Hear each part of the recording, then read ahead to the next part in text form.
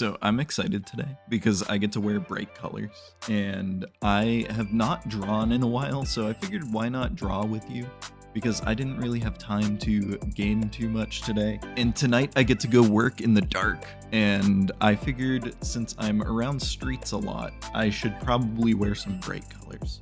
And that's the main reason I have this like high vis shirt on, but I also just love high vis colors. Like the brighter the better.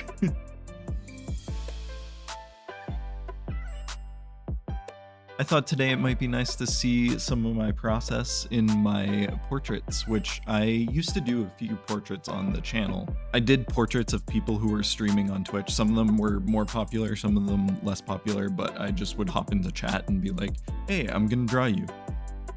Now, the portrait that I'm doing is in pen, so it's not necessarily in color. It's not taking advantage of these great bright colors. I am a painter, so we could go into color, and maybe next time if you like this video. But when I was out this morning, I saw a pretty bad wreck. There was an accident on the other side of the road, and I was really struck by how much damage the cars took on. It looked like everyone was okay. There were a bunch of people outside of their cars talking. Like, it's so easy to forget while you're in a car, while you're driving, to really think about the weight of that vehicle. But for the most part, we all kind of try to keep ourselves safe, at least I hope. I know that I've been reckless in the past. And I like to think that most people have moments where they have to, turn really sharp, force your way out into traffic because you're late. Or you stop short because there's something in front of you.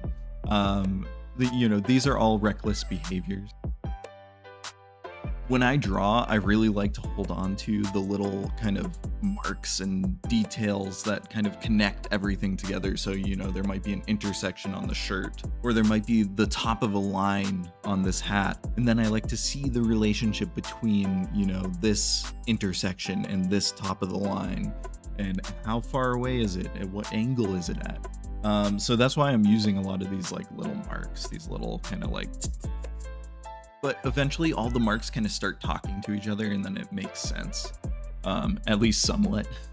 There's definitely a lot of distortion that happens, and I like distortion. Distortion is fun. It's an abstraction it's a responsive abstraction. I'm like watching out because Spooky, our cat, is in a very playful mood. So I have to be protective of my feet.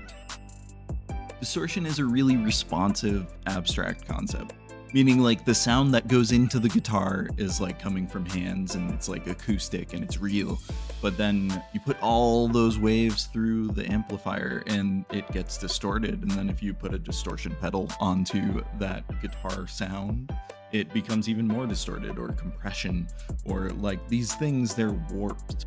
And anytime you draw or anytime you work from like what you're seeing, all your eyes are doing is taking in waves, just like the amp.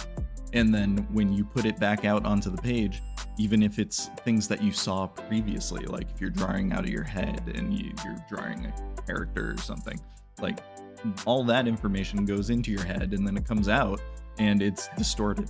I've been playing guitar a little bit recently, and I keep having to cut down my nails because I keep them pretty long. And I like having them painted. To play guitar, you kind of need the hand that's making chords to be flexible and not let those little nails get in the way. So I have to kind of keep cutting them, and then I forget, and then I stop playing because I don't want to cut my nails. But it's nice to practice. I like practicing stuff, so that's why I'm glad I'm getting to draw today. If you thought this video was interesting, could you please leave a like so I know, and then I can record more of these because I love doing this. But even if you didn't like it, I had a lot of fun recording this, and I'll probably do another one anyway.